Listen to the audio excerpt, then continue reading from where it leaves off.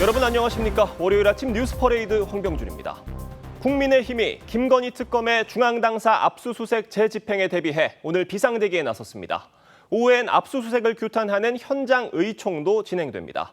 국민의힘 당사에 나가 있는 취재기자 연결합니다. 장윤정 기자, 특검의 압수수색은 시작이 됐습니까? 네, 이곳 국민의힘 중앙당사 앞에는 특검의 압수수색을 규탄하는 피켓이 붙어 있고 또 정문도 출입이 통제된 상태입니다. 아직까지 김건희 특검팀 관계자의 모습은 보이지 않고 있습니다.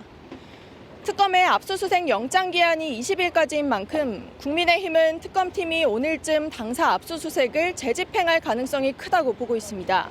국민의힘 송원석 비대위원장은 압수수색에 대비해 잠시 뒤인 오전 8시부터 의원과 당직자에게 비상대기령을 내렸습니다. 오후에는 서울 광화문에 있는 김건희 특검팀 사무실을 항의 방문하고 또 서울중앙지법으로 이동해 압수수색을 규탄하는 현장 비상의총을 열 계획입니다. 앞서 지난 13일 김건희 특검팀은 이곳 중앙당사에서 당원 명부 압수수색에 나섰지만 15시간가량의 대치 끝에 철수했습니다. 일부 당대표 후보는 특검의 압수수색에 강경 대응하고 나섰습니다. 김문수 후보는 13일 밤부터 이곳 당사에서 무기한 농성 중인데 어제는 호소문을 통해 모두가 힘을 모아 특검의 불법 부당한 당원 명부 요구를 단호히 거부해야 한다고 했습니다. 장동혁 후보는 지난주 서울중앙지법과 광화문 특검 사무실 앞에서 압수수색 규탄 1인 시위를 벌였습니다. 안철수 조경태 후보는 당원 명부 압수수색엔 반대했지만 특검 수사에 협조할 건 협조해야 한다는 입장을 밝혔습니다. 지금까지 국민의힘 당사에서 TV조선 장윤정입니다.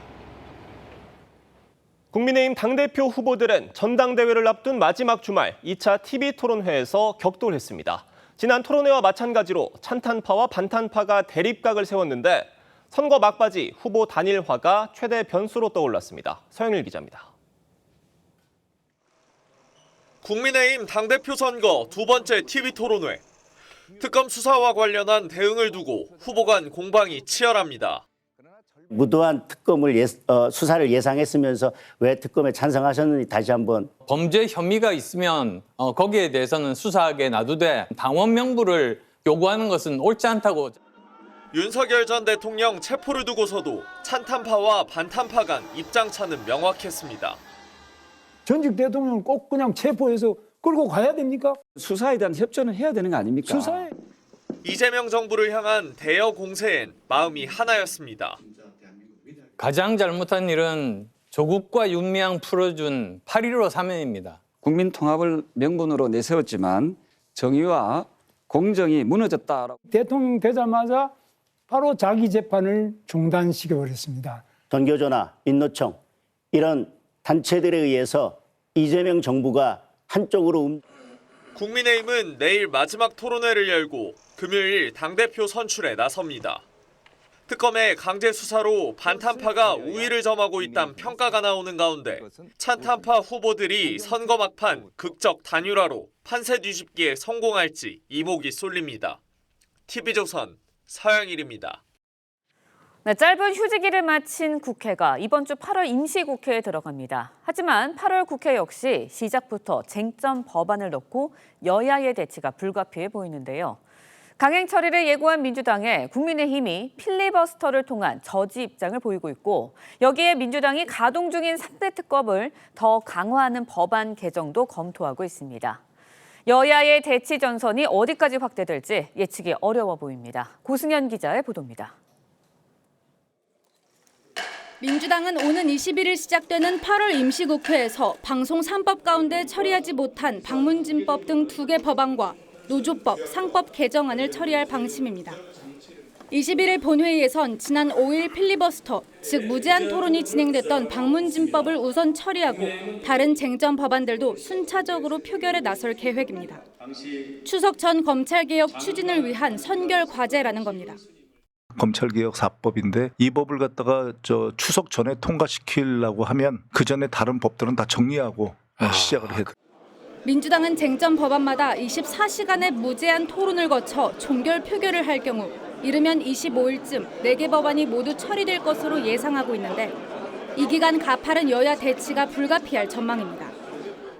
민주당은 또 윤석열 전 대통령 부부의 비협조로 수사가 난항을 겪고 있다며 김건희 특검법 등 3대 특검의 기간 연장과 수사 범위 확대도 검토하고 있습니다. 기간도 그렇고 수사 대상도 그렇고 또 뭐 시효 문제도 얘기가 있는 것 같고. 더 센 특검법 개정을 추진하겠다는 건데 앞서 민주당 3대 특검 종합대응특위도 특검 조사 대상 등을 확대하는 내용의 법안 발의를 예고한 바 있습니다. 여권 안팎에선 소위 내란 종식 프레임을 내년 지방선거까지 끌고 가려는 포석이란 해석이 나옵니다. TV조선 고승현입니다.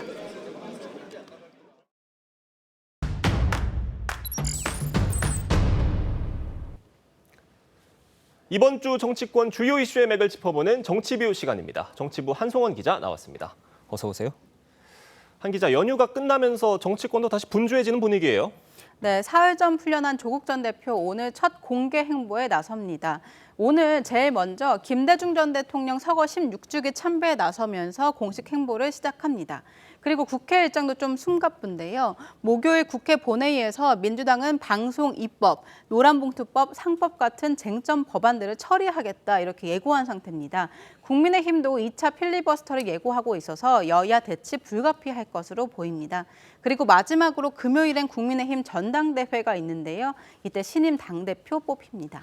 조국 전 대표부터 좀 살펴볼게요. 출소 후에 주말 사이에 SNS에 글들을 계속 올렸는데 벌써부터 뒷말이 나오는 것 같아요. 예, 맞습니다. 주말 동안에는 이 공개 행보 없이 SNS 정치만 이어갔는데 벌써부터 잡음이 있긴 했습니다. 출소 당일에 된장찌개가 끓고 있는 7초 분량의 영상을 올렸었는데 영상이 촬영된 식당 미쉐린 가이드에 선정된 적이 있는 유명 한우 전문점으로 추정이 되면서 논란이 불거진 겁니다. 또 8개월간의 폐문 독서물, 그러니까 옥중에서 읽었던 책 사진들도 올렸는데요. 김대중 육성회고록 같은 DJ 관련 서적도 담겼습니다. 복귀 시동을 걸고 있다는 해석들인데 앞으로 조 전 대표 행보는 어떻게 예상하십니까? 네, 조 전 대표 곧 조혁당의 복당 신청서를 제출하면서 전국적으로 지지자들을 만날 것으로 보입니다. 예. 어떤 식으로든 출마도 기정사실화되는 분위기입니다. 내년 지방선거에서 서울시장 아니면 이 부산시장 후보로 나서거나 인천 계양을 같은 국회의원 재보궐선거에 출마할 가능성도 거론되고 있습니다. 일부 의원들 사이에서는 민주당과 조국혁신당의 합당 주장까지 나오고 있는데요. 다만 민주당에서는 조국 사면 이후에 첫 공개 비판도 나오면서 사면 역풍에 예의주시하자 이런 분위기도 감지됩니다. 민주당 윤준병 의원 사면을 입시 비리의 용서로 이해하면 안 된다 이렇게 공개 비판에 나섰고요. 그리고 익명을 원한 한 여권 관계자도 출마를 위한 것이었으면 굳이 첫 사면이어야 했냐면서 민심을 고려해서 연말 아니면 3.1절 같은 다른 시기도 있지 않나 싶다 이렇게 토로를 했습니다. 실제로 이 사면 여론이 네. 이재명 대통령의 지지율에 영향이 없을 수가 없을 것 같아요. 네, 이 조국, 윤미향 사면 이후에 이재명 대통령 국정 지지율 취임 이후 최저치를 기록했습니다. 이재명 대통령이 직무 수행을 잘하고 있다 이런 응답은 계속 내려가서 지금 59% 최저를 기록했고요. 부정평가도 30% 최고를 기록했습니다. 부정평가 이유를 물어봤더니요. 응답자 5명 중 1명은 특별 사면을 꼽았습니다. 전체 응답자를 넓혀서요. 조국 사면에 대한 찬반을 물었습니다. 43%가 찬성, 48%가 반대, 반대가 더 높았습니다.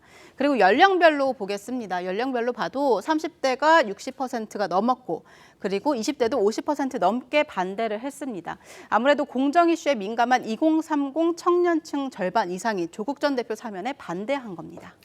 지지율이 이 정도면 많이 빠졌다는 분석인데 대통령실 분위기는 어떻습니까? 네, 정치인 사면 직후에 지지율 하락 어느 정도 예상했다 이런 분위기입니다. 예. 오히려 지방선거에 가까워지면 정치인 사면이 더 부담된다 이런 시각도 있었다고 하고요. 논란이 되는 정치인 사면을 한꺼번에 먼저 털어버리고 이후에 경제나 민생 성과로 지지율 반등을 노리겠다 이런 의도도 있었다고 합니다. 정치권 일부에서는 조국 사면 배경에 정청래 견제론도 나오고 있습니다.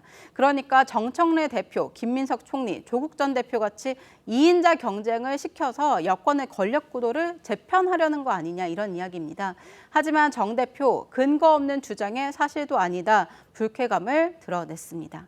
여기에 이 측근 이화영 전 부지사 사면 대상에서 빠진 거 이것도 좀 화제가 됐었는데요. 사정을 잘 아는 관계자는 이 전 부지사의 경우에는 대북 송금 사건 1개 사건만 대법 확정 판결이 나왔고 아직 이 전 부지사 재판이 여러 개 진행 중이어서 어렵다 이렇게 말을 했습니다. 그러니까 진행 중인 다른 사건에서 다시 재구속이 될 수 있기 때문에 지금 당장 사면하기에는 걸림돌이 된다 이런 취지입니다. 알겠습니다. 이런 상황에서 국민의힘은 전당대회가 4일 앞으로 다가왔습니다. 현 상황에서는 반탄파 후보들이 좀 더 유리한 것 같은데 막판 변수랄 게 있습니까? 예, 일단 한국갤럽이 사흘 전 공개한 여론조사를 보겠습니다. 국민의힘 경선 룰대로 좀 적용시킨 국민의힘 당대표 선호도 조사인데요. 예. 김문수 후보가 31%로 가장 높았고 2등이 동률이었습니다. 안철수 후보, 장동영 후보 동률이었고 그다음에 조경태 후보가 8%를 기록했습니다. 여기에 아직 의견을 정하지 않았다 이런 비율도 33%나 됐습니다. 이런 가운데 한동훈 전 대표가 연휴 사이에 이 좀 상식적인 후보들 간 단일화를 해야 한다 이렇게 단일화를 촉구하고 나선 건데요. 찬탄파인 안철수, 조경태 후보 두 후보가 지지율을 합쳐서 20%대를 만들어서 추격하는 구도를 만들어보자는 겁니다. 그런데 실제 두 사람이 단일화를 할 가능성은 있습니까? 아직까지는 쉽지 않아 보이는 게 사실입니다. 안철수 의원이 연휴 기간에 조국 윤미향 특별사면 반대 퍼포먼스 그리고 정의봉 사진 등으로 독자적으로 이슈몰이에 나섰고요. 실제 캠프 내에서도 이대로만 가도 결선에 간다 이런 자신감이 있는 상태입니다. 다만 찬탄파 청년 최고위원 후보들도 단일화를 선언하면서 당대표 단일화를 촉구하고 있는 상황입니다. 결국 단일화 성사 여부 막판 최대 변수로 떠오르는 분위기입니다. 알겠습니다. 한 기자 잘 들었습니다. 특검은 오늘 김건희 여사를 재소환해 조사하기로 했습니다. 김 여사의 집사로 거론된 김혜성 씨와 건진법사 전모 씨도 함께 불렀는데 대질 조사를 통해 각종 의혹을 확인할 걸로 보입니다. 사회부 연결합니다. 김혜나 기자, 특검이 세 사람 모두를 같은 시각에 부른 겁니까? 네, 특검은 오전 10시 서울 종로구 특검 사무실에서 김건희 여사와 집사로 알려진 김예성 씨, 건진법사 전모 씨를 모두 불러 조사할 예정입니다. 특검이 세 사람을 같은 날 같은 시간에 부른 건 이번이 처음입니다. 핵심 피의자가 모인 만큼 특검은 김 씨가 김 여사와의 친분을 이용해 기업들로부터 약 180억 원을 투자받아 46억 원을 빼돌렸다는 이른바 집사 게이트를 집중 캐물을 전망입니다. 이와 더불어 통일교 측에서 청탁과 함께 고가의 금품을 건넸다는 통일교 의혹 등 핵심 혐의를 입증하는 데 주력할 걸로 보입니다. 앞서 특검은 지난 14일 김 여사를 구속 후 처음 소환해 조사했지만 김 여사는 2시간여 조사 동안 대부분의 피의 사실에 진술을 거부했습니다. 이에 따라 특검은 주변 인물 진술을 통해 김 여사가 의혹에 얼마나 관여했는지 조사할 걸로 보이는데 특히 오늘 조사에선 진술이 엇갈리는 부분에 대해 대질 신문을 할 수 있다는 관측도 나옵니다. 앞서 김 씨는 김 여사를 내세워 투자받은 적이 없다고 했고 전 씨는 통일교 측이 준 물건은 모두 잃어버렸다는 입장입니다. 특검팀은 오늘 윤영호 통일교 본부장과 법조 브로커 역할을 했던 전 씨 측근 이모 씨를 구속 기소할 예정입니다. 사회부에서 전해드렸습니다.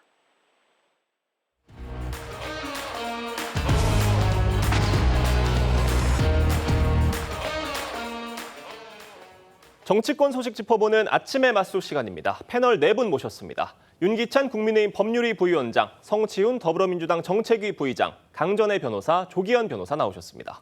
안녕하세요.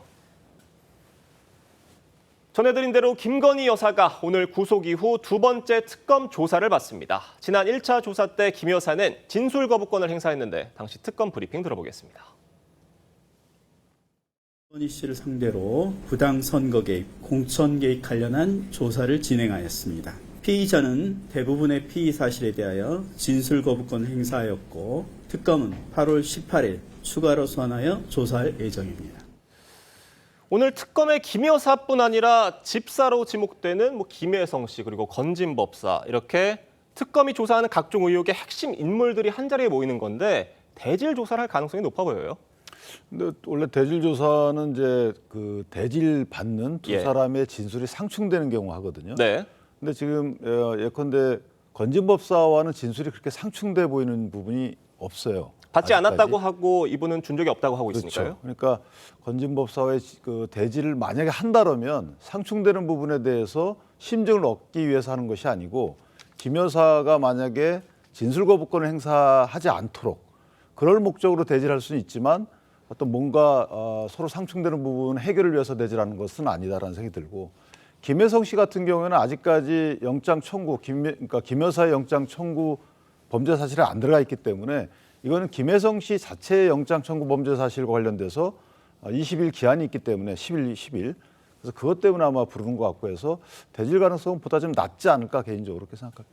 그런데 김건희 여사가 그 인삼차 관련해서는 뭐 이제 받았다고 하는 그 관련된 녹취록이 공개되기도 했었는데 이 부분에 대한 대질 조사가 있을 수도 있다고 보십니까? 그 부분은 가능성이 있어요. 예. 그런데 인삼차 부분은 그 윤영호 씨인가요? 예. 그 통일교 관계자와의 어떤 문자 메시지나 녹취록이 있다는 거잖아요.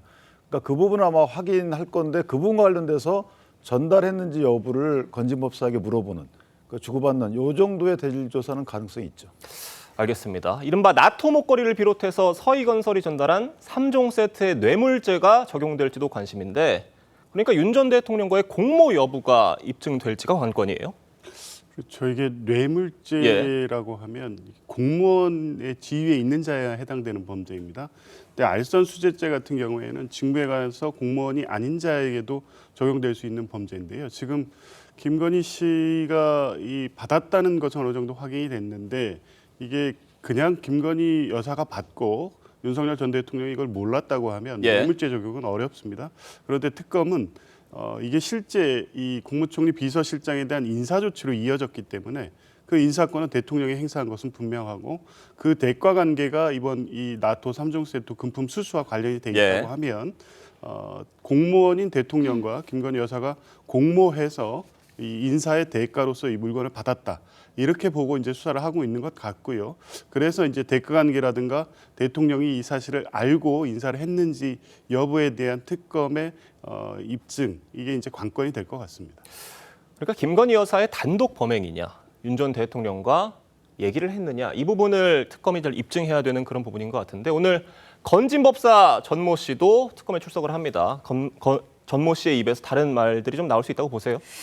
저는 일단 지금 현재로서는 진술이 많이 번복되진 않을 것 같다라고 생각을 합니다.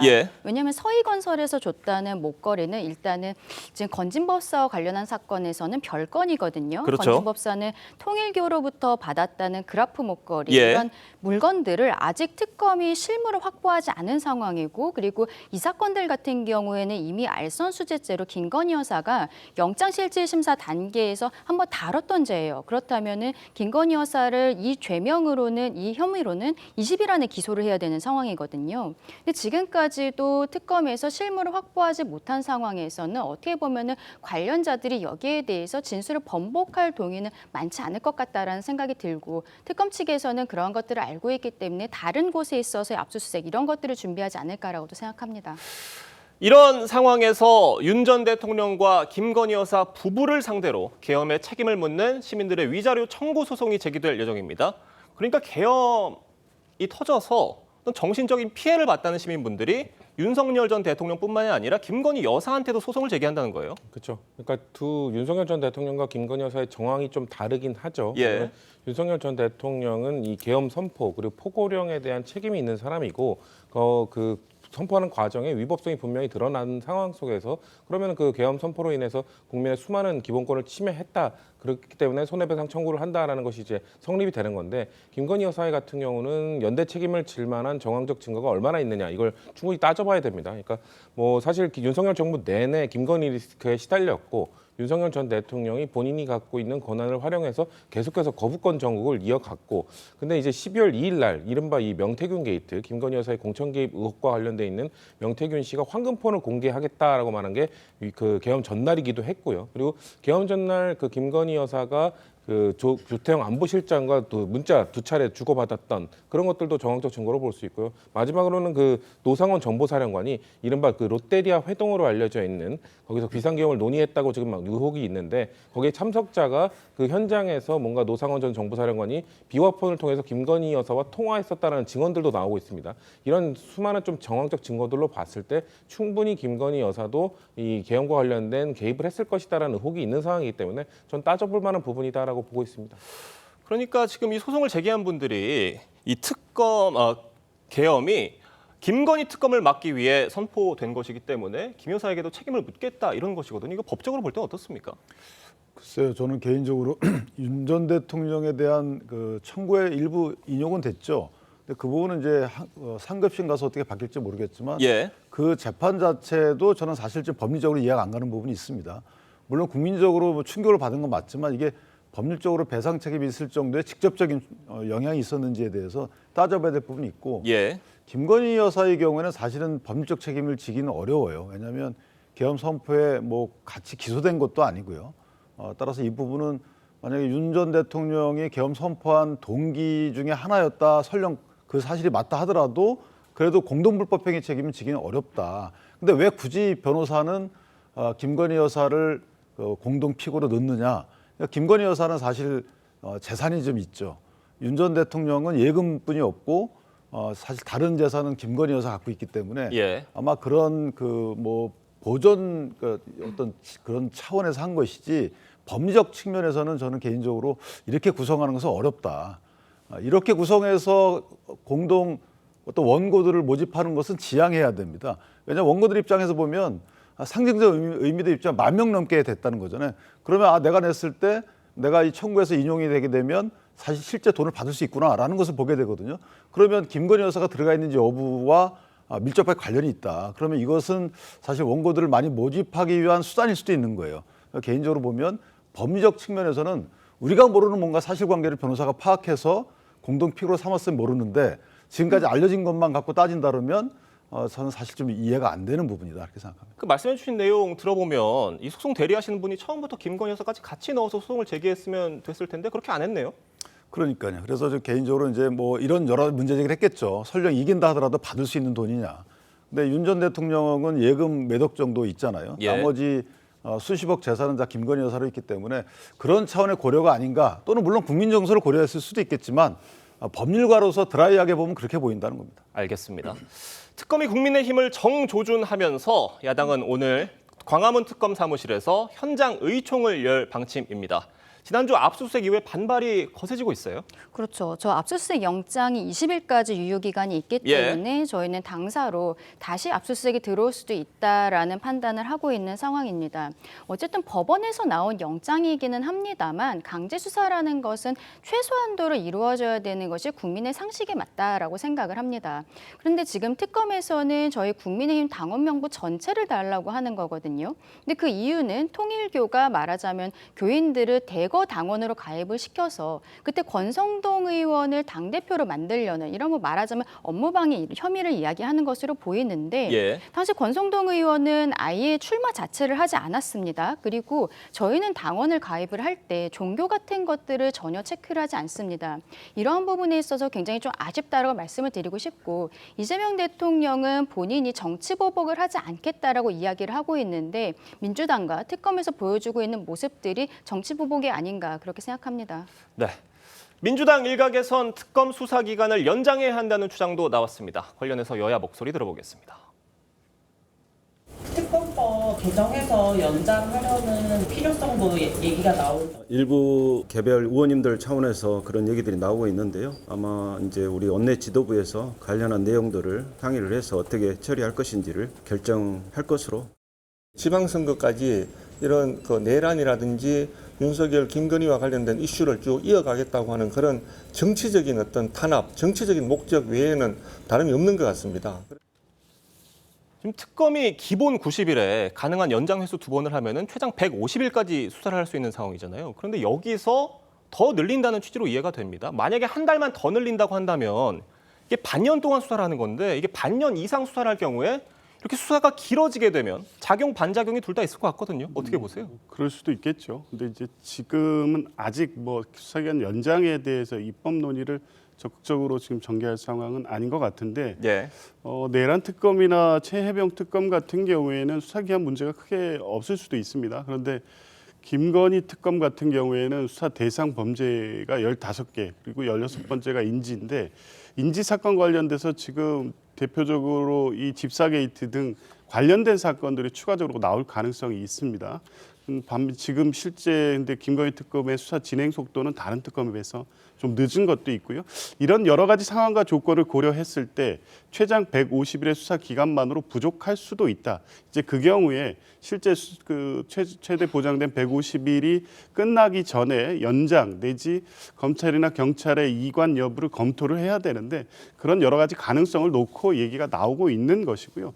가장 중요한 것은 수사가 제대로 됐느냐 그리고 그 시점 수사가 실제 수사 기간이 끝날 때쯤에 충분히 국민이 납득할 만한 수사 결과를 내올 수 있느냐 이게 관건일 것 같고요. 부족하다면 연장할 수도 있지만 지금 시점에서 뭐 불필요한 정치적 논쟁을 유발하는 방식의 특검 기간 연장 논의는 조금 이른 감은 있습니다.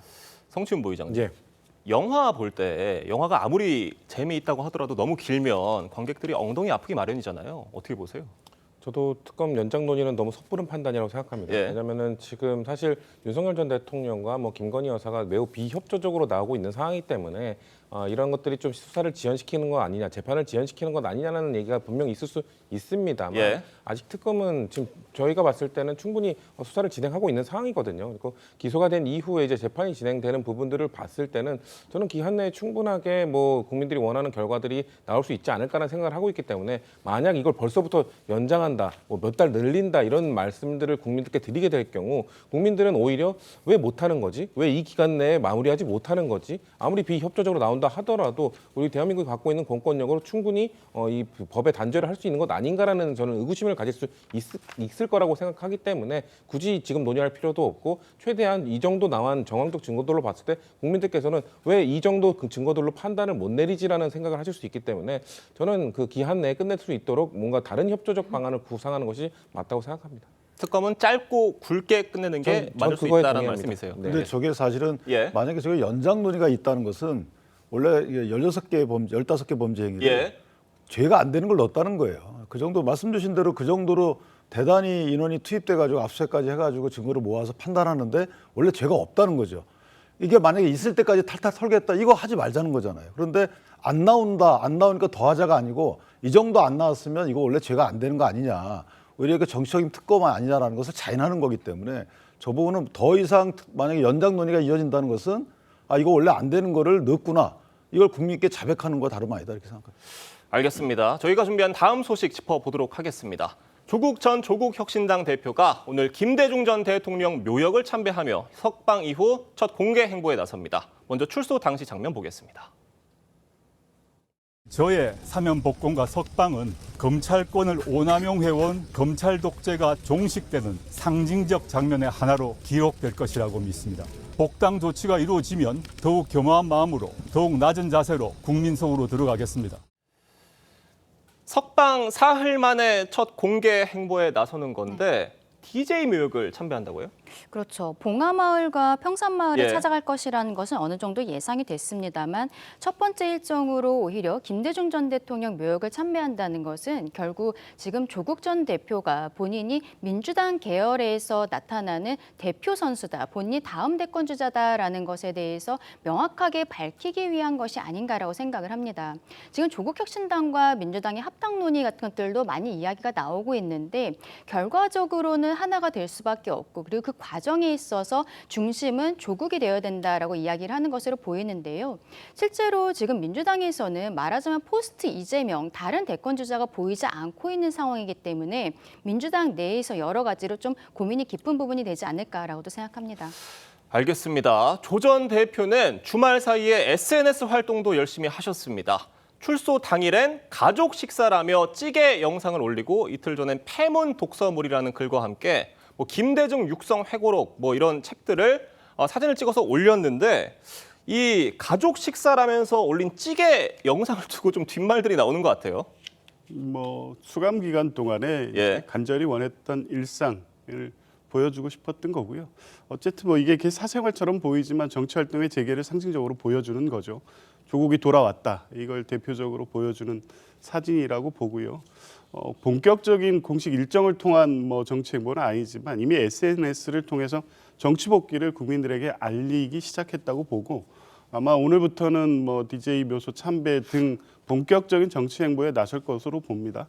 뭐 예상돼 있었던 거죠. 뭐 정치를 하겠다고 선언한 이후에 조국 전 대표는 굉장히 적극적으로 정치 활동을 해왔고 다만 이제 구속 기간 동안에 그 단절이 있었지만 사면 복권을 통해서 다시 재개할 수 있는 여건이 됐기 때문에 적극적으로 나설 것이고 아마 당을 추스리고 다시 당으로 복귀하는 어떤 절차 일정부터 시작해서 이번에 사면 복권에 도움을 주신 분들을 찾아뵙는 일정 이게 모두 다 이제 정치 일정으로 아마 본격적인 활동을 이번 주부터 시작할 거로 봅니다. 송시훈 부의장님, 그런데 조국 전 대표가 올린 이 찌개 영상의 그 어떤 그릇들과 식당 모양들을 비교를 해보면 이게 단순히 그 된장찌개만 파는 집이 아니라 2+한우를 취급하는 그 고급 한우집의 사진이었다는 겁니다. 그러니까 사실 조 전 대표가 출소 후에 뭐 소고기를 드시든 뭐 장어구이를 드시든 참치회 드시든 본인 자유일 수 있겠으나 만약에 저 추정들이 맞다고 한다면 소고기를 드시고 나서 마치 된장찌개만 먹은 것 같은 인상을 주려고 한 게 아니냐 이런 의구심이거든요. 어떻게 보세요? 과도한 해석이라고 생각을 하고요. 예. 네티즌들이 어떤 식당인지까지 이미 찾아낸 걸로 알고 있습니다. 예. 그만큼 조국 전 대표에 대한 관심이 높은 상황이고 또 조국 전 대표에 대한 뭐 비호를 갖고 계신 분들, 비토를 하시는 분들이 그런 시각으로 좀 왜곡된 시각으로 좀 바라보시는 것도 있는 것 같아요. 근데 그런 식당, 저런 류의 식당을 가본 사람들은 다 알고 있습니다만 저런 된장찌개 자체가 그런 소고기를 먹는 식당에서 나오는 유형의 된장찌개이기도 하고요. 그리고 아마도 식사를 하시고 난 이후에 보통 후식으로 먹는 거기 때문에 저는 후식으로 저걸 드시면서 뭔가 나의 그 편안한 일상이 돌아왔구나라고 생각을 해서 저걸 찍으신 게 아니라고 생각하기 때문에 저거를 그냥 뭐 조국 전 대표가 나는 이렇게 소박하다라고 올린 거라고 보는 해석은 너무 조국 전 대표에 대한 안 좋은 시각을 갖고 계신 분들이 왜곡되는 시각으로 해석하신 게 아닌가 저는 그렇게 봅니다. 뭐 가족 식사라고 딱 4글자만 올리셨기 때문에 뭐 여러 가지 지금 해석들도 나오는 상황인 것 같은데 쉽게 말해서 조국 전 대표가 서민 코스프레 하려 한 거 아니냐 이런 지적들이에요. 그렇죠. 조국 전 대표 같은 경우에는 뭐 입시비리 이러한 혐의로서 수감이 되었었던 것인데 지금 본인이 나오면서 하는 이야기도 무슨 동네꾼인 것처럼 심지어 광복절 특사로 나온 것 아니겠습니까? 본인이 입시비리에 대해서 이제 문제가 되었었던 것이 당연히 사회 지도층으로서 문제가 되는 것이지만 국민들께서 조국이라는 사람을 그 전부터 알고 계셨어요. 그냥 법대 교수였을 때부터 트위터를 통해서 굉장히 정의로운 말들을 많이 하셨던 분이었는데 이분이 민정수석을 넘어서 그 이후에 법무부 장관을 하는 과정에서 본인이 했던 이야기와 다른 모습들이 드러나서 그때 국민들이 많이들 놀라셨고 충격을 받으셨던 것입니다. 그런데 이렇게 특사로 나왔을 때 사과하는 메시지가 나오지 않고 저렇게 된장찌개를 먹는 이미지 같은 것을 올리는 것은 국민들을 우롱하는 것이 아닌가 그렇게 생각하시는 분들이 많기 때문에 저 짧은 영상이 이렇게 문제가 된다고 생각합니다. 알겠습니다. 오늘 4분 말씀은 여기까지 듣겠습니다. 감사합니다. 어제 서울 마포구의 한 아파트에서 큰 불이 났습니다. 불이 난 집에 살던 어머니와 아들이 숨졌고 주민 80여 명이 황급히 대피했습니다. 황재영 기자입니다. 아파트 발코니에서 시뻘건 불꽃과 검은 연기가 쉴 새 없이 뿜어져 나옵니다. 유리창이 화염에 깨지면서 파편들이 바닥으로 떨어집니다. 소방관들은 사다리차에서 연신 물을 뿌립니다. 서울 마포구의 20층짜리 아파트에서 불이 났습니다. 괜찮아. 그러고 막 소리가 들리더라고. 그래가지고 신고를 했죠. 터지는 소리가 팡 하더라고요. 소방당국은 비상대응 1단계를 발령하고 2시간 30분 만에 불을 껐습니다. 불이 난 곳은 아파트 14층입니다. 불길이 번지면서 18층까지 불에 탔습니다. 불이 난 집에 살던 20대 아들은 숨졌고 심정지 상태로 병원에 옮겨졌던 60대 어머니도 숨을 거뒀습니다. 불길을 피해 집을 빠져나온 60대 아버지는 화상을 입고 병원에서 치료를 받았습니다. 갑작스런 화재에 입주민 89명이 황급히 대피했는데 이 중 12명이 다쳤습니다. 아까 내려오면서 아마 유리 같은 거를 파편을 밟은 것 같아요. 그래서 핸드폰만 가지고 나왔어요. 신발도 못 신고 그냥 나왔어요. 근데 나중에 보니까 제 발에서 이렇게 피가 나더라고요. 경찰은 범죄 혐의점은 없는 것으로 보고 소방당국과 함께 정확한 화재 원인을 조사하고 있습니다. TV조선 황재영입니다. 네, 며칠 전 기록적인 폭우가 내린 인천에서는 복구 작업이 한창인데요. 일부 지역은 여전히 물이 차 있고 전기와 수도가 끊겨 100여 세대가 숙박업소를 전전하며 떠돌이 생활을 하고 있습니다. 폭염 속 주민들의 고통은 더 큰데 당장 개학을 앞둔 학생들은 등교가 걱정입니다. 강석 기자의 보도입니다. 인천의 한 오피스텔. 발전기가 작동이 멈추면서 건물 내부는 암흑천지로 변했습니다. 어차피 얘도 완전히 푹 잠겼네요. 컴컴한 지하 주차장은 진흙으로 뒤덮여 있습니다. 지하 3층 주차장은 아직 물이 빠지지 않아 감전 사고 등의 위험 때문에 이렇게 출입이 통제돼 있습니다. 폭우로 전기와 수도가 끊긴 지 5일째. 시장 가가지고 2주일치 장을 봐갖고 왔는데 전기 나가갖고 이렇게 할 수 없이 부득이하게 이제 치우게 됐습니다. 100여 세대 주민 300여 명은 인근 숙박업소에서 생활하고 있습니다. 복구 작업은 더디게 진행되고 폭염까지 이어지면서 주민들의 고통은 커지고 있습니다. 아이들도 학교를 가야 되는데 집에 오지 못하고 외부 숙소에서 그런 생활이 가능할지 아직 언제 복구될지 기약이 없는 상태이기 때문에 인근 대형마트 주차장 입구에는 파란 봉투가 산더미처럼 쌓였습니다. 폐기 처리를 앞둔 물품들입니다. 지하는 아직도 물이 차 손도 못 대고 있습니다. 한 2, 3주 정도 걸리니까요. 안에 다 교체를 해야 되는데 정작업을 해야 되니까 물기가 있으면 작업을 못하니까. 인천시는 24일까지 피해 접수를 받은 뒤 재난지원금 지급 여부를 결정할 계획입니다. TV조선 강석입니다. 네, 최근 코로나19가 다시 증가하고 있습니다. 지난해 말 맞았던 백신 효과가 떨어지는 시기인데다 이동이 많은 휴가철이 맞물리면서 늘어나고 있는 건데요.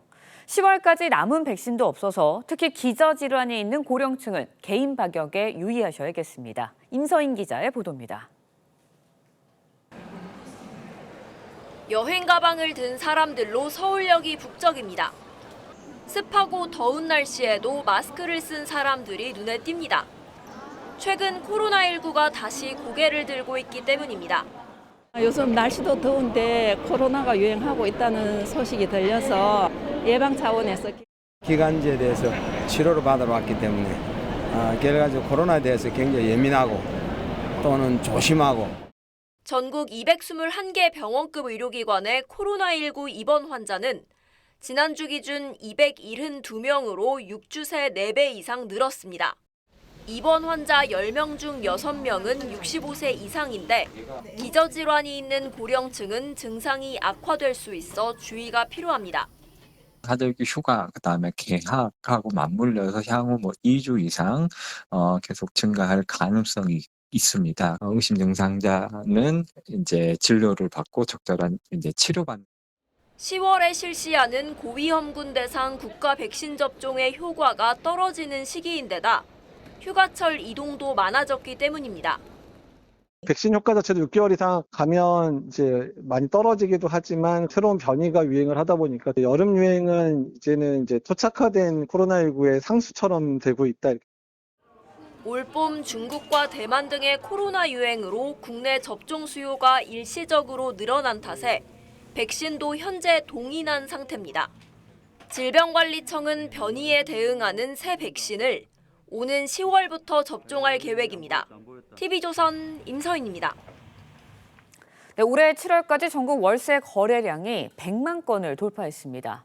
주택 공급이 부족한 상황에서 고강도 대출 규제와 금리 인하가 겹치면서 전세 월세화가 빨라진 건데 내 집 없이 전월세 살이 중인 가구도 전국에서 1,000만 가구에 육박하고 이들 중 절반 이상이 수도권에 집중된 것으로 나타났습니다. 박상현 기자의 보도입니다. 서울 마포구에 있는 아파트 밀집지역. 공인중개사무소 유리문에 월세 매물 전단지가 빼곡히 붙어 있습니다. 그나마 있던 전세 물건도 집주인들이 월세로 돌리는 상황입니다. 그 잔금 대출을 할 수가 없잖아요. 잔금을 맞출 수 있는 금액만큼만 보증금으로 하고 나머지를 월세로 하는 거죠. 실제로 올해 들어 7월까지 전국에서 이뤄진 월세 거래가 100만 건을 넘은 것으로 나타났습니다. 월세가 낀 계약 비중도 지난 2020년 40.7%에서 매년 늘어 올해 처음 60%대에 진입했습니다. 서울의 경우 월세와 전세 비중은 64대 36%에 달합니다. 정부의 고강도 대출 규제 이후 전세 매물이 줄어들면서 월세화가 가속된 겁니다. 여기에 시중은행들이 전세 대출을 막거나 축소하면서 전세값이 상승한 것도 월세화를 부추겼습니다. 시장에선 전월세 가격의 동반 상승으로 서민들의 내 집 마련 기회가 줄어들고 있다고 우려합니다. 세입자 입장에서는 대출을 받아서 집 사기도 어려워졌고 게다가 전월세 가격이 계속 오르다 보니까 내 집 마련의 문턱은 그만큼 높아졌다라고 볼 수가 있겠습니다.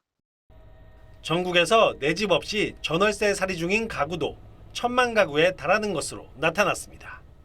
TV조선 박상현입니다.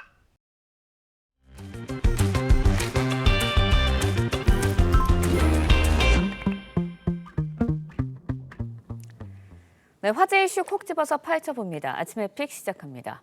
최근 서울 아파트 시장의 매수 심리 얼어붙고 집값 상승폭도 줄어들고 있다고 하는데요. 관련 내용 서지용 상명대 경영학부 교수와 함께 자세히 짚어보도록 하겠습니다. 안녕하세요. 안녕하세요. 네, 먼저 이제 서울 아파트 시장에서 매매가 상승폭 축소되고요. 매수 심리도 떨어지고 있다라고 하는데 구체적으로 어떤 상황이고 왜 이런 일이 생기는 건가요? 예, 말씀하신 대로 서울 아파트 가격 매매가 상당히 그 거래가 둔화되고 있고요. 예. 그러다 보니까 이제 가격도 전주 대비 0.01% 사실 소폭 오르긴 했는데 이전 주 대비 0.14%에 비해서 상당히 상승폭이 둔화됐고요.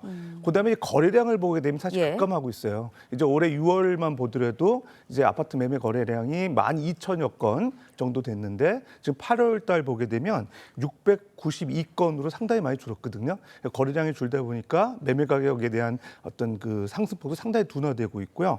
그다음에 이제 아파트 가격 그 수급 지수, 그러니까 그 매수에 대한 심리 지수인데요. 이것도 보게 되면 강남, 강북 지역이 다 소폭 감소하고 있거든요. 이런 상황 보게 되면 그 주요 원인은 대출 규제 강한 것 같습니다. 특히 627 부동산 대책에서 그 주택담보대출에 대한 규제, 그러니까 소득 수준에 상관없이 6억 원까지 대출, 그다음에 주담대 실행 이후에 6개월 이내 그 전입 의무화, 그다음에 그 서울 시내에서의 다주택자에 대한 주담대 금지 이런 조치들이 아마 그 대출 규제 여파로 인해서 아파트 매매 심리가 상당히 위축되고 있지 않나 생각됩니다. 네, 그런가 하면요. 앞서서 저희가 이제 리포트로도 전해드렸는데 내 집이 없는 무주택 가구 전국적으로 1,000만 가구에 육박하고 있고요. 특히 서울 같은 경우에는 절반 이상이 무주택으로 집계가 됐습니다.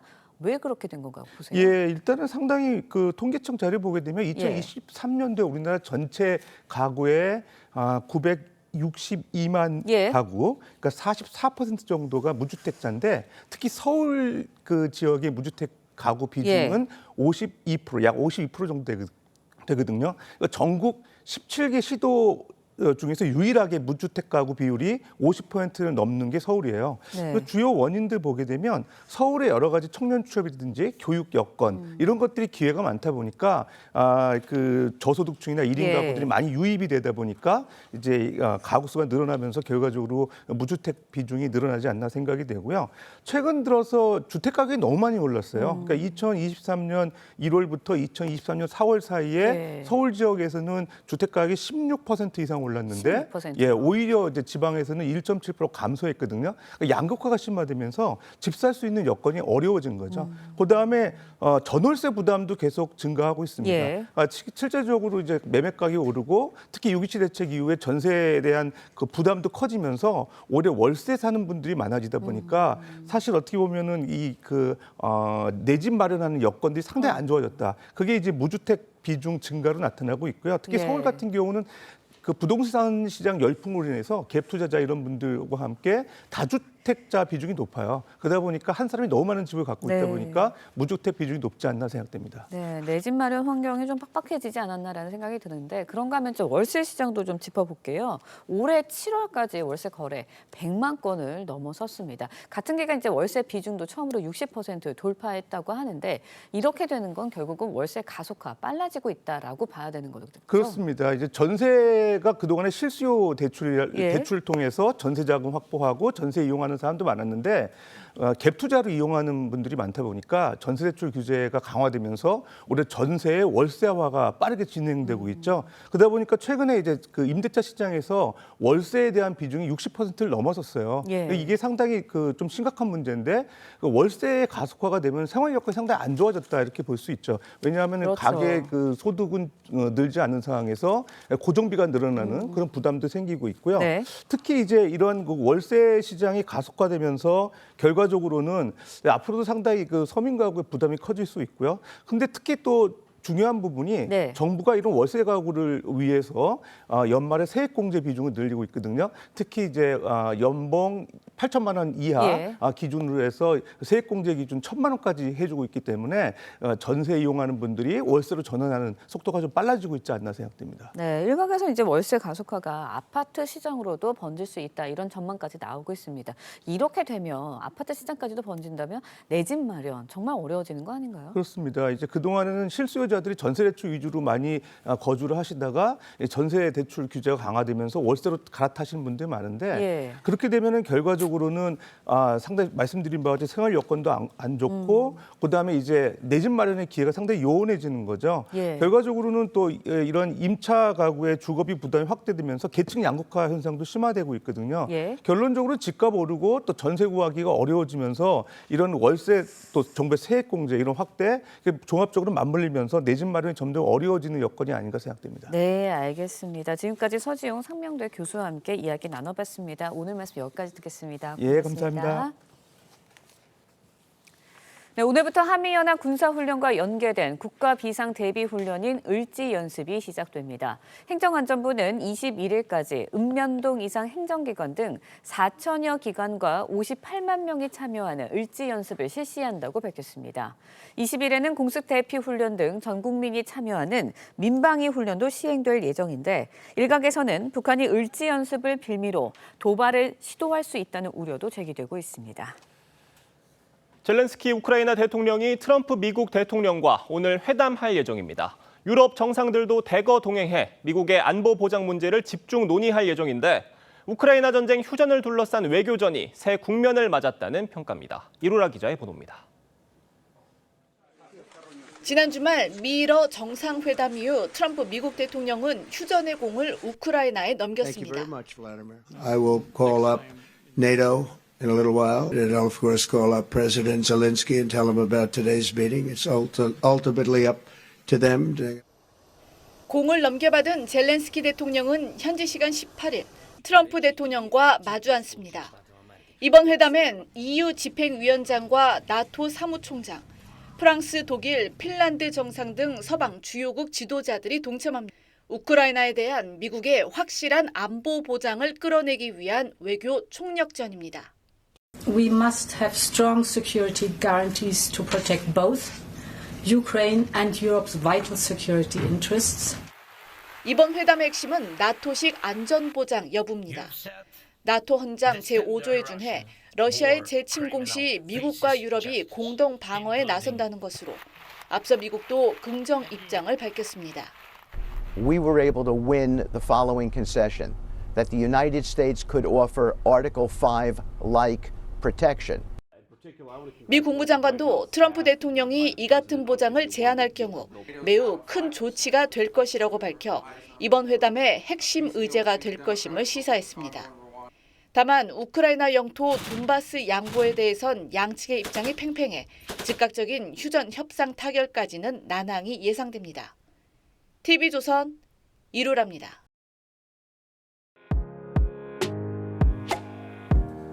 렌즈에 담긴 순간 그 의미를 짚어보는 시간이죠. 사진 기자가 선택한 아침의 한 장입니다. 오늘은 조선일보 사진부 오종찬 기자와 함께합니다. 안녕하세요. 오늘 볼 사진 어떤 건가요? 네, 중국에서 열린 로봇 올림픽에서 두 로봇이 킥복싱을 하고 있는 장면입니다. 요즘 사람을 닮은 휴머노이드 로봇이 뉴스에 자주 등장하는데요. 중국에서 세계 최초로 로봇 올림픽이 열렸습니다. 사진으로 만나보시죠. 베이징 국립 스피드 스케이트장에서 열린 세계 휴머노이드 로봇 올림픽 현장입니다. 킥복싱 경기에서 한 로봇이 강력한 주먹을 맞고 쓰러집니다. 댄스 종목에서 춤을 추는 모습은 사람의 동작만큼 자연스러웠는데요. 사람이 직접 조종하지 않는 로봇끼리 하는 축구 경기도 눈길을 끌었습니다. 이전에 보던 로봇의 몸집보다 훨씬 진화된 모습 같은데 중국이 이렇게 휴머노이드 로봇 산업에 공을 들이는 이유가 있나요? 네, 중국이 유독 로봇 상용화에 속도를 내고 있는 이유는 세계 AI 개발 경쟁이 몸통을 갖춘 AI 로봇 경쟁으로 옮겨가고 있기 때문입니다. 중국은 휴머노이드 로봇 상용화를 무기로 미중 AI 경쟁의 판도를 흔들겠다는 전략입니다. 이번 로봇 올림픽 경기 중에는 넘어지고 고장나는 로봇도 많았는데요. 하지만 미래를 위한 실험이라는 측면에서 분명 의미 있는 대회였다는 평가를 받고 있습니다. 우리의 미래 산업을 생각하면 결코 무시할 수 없는 장면들인 것 같습니다. 지금까지 아침의 한장이었습니다. 이번 한 주도 무덥겠습니다. 계속되는 더위에 온열 질환 주의해야겠는데요. 전국 대부분 지역에 폭염특보 내려져 있고요. 남부지방과 동해안을 중심으로 폭염경보가 발효 중입니다. 오늘 중북부를 중심으로 비가 내립니다. 강원 북부 내륙과 경기 북부에는 최대 80mm, 서울에도 최대 40mm의 비가 산발적으로 내리겠고요. 전남과 제주에는 오후까지 소나기가 지나겠습니다. 비와 함께 돌풍과 벼락이 동반되겠고요. 특히 오후부터 밤 사이 경기 북부와 강원 북부 내륙에는 시간당 30mm 안팎의 강한 비가 집중되겠습니다. 오늘 중부지방은 대체로 흐린 가운데 수도권과 강원 영동은 바람이 강하게 불겠습니다. 한낮 기온 보시면 서울이 31도, 대전과 대구 33도, 강릉은 34도까지 오르겠고요. 습도가 높아서 체감더위가 더 심하겠습니다. 당분간 중북부 지역은 비가 자주 내리겠습니다. 오늘의 날씨 박선민입니다. 이상으로 월요일 뉴스 퍼레이드 마칩니다. 네, 저희는 내일 아침 7시 30분에 다시 찾아뵙겠습니다. 시청해주신 여러분 고맙습니다.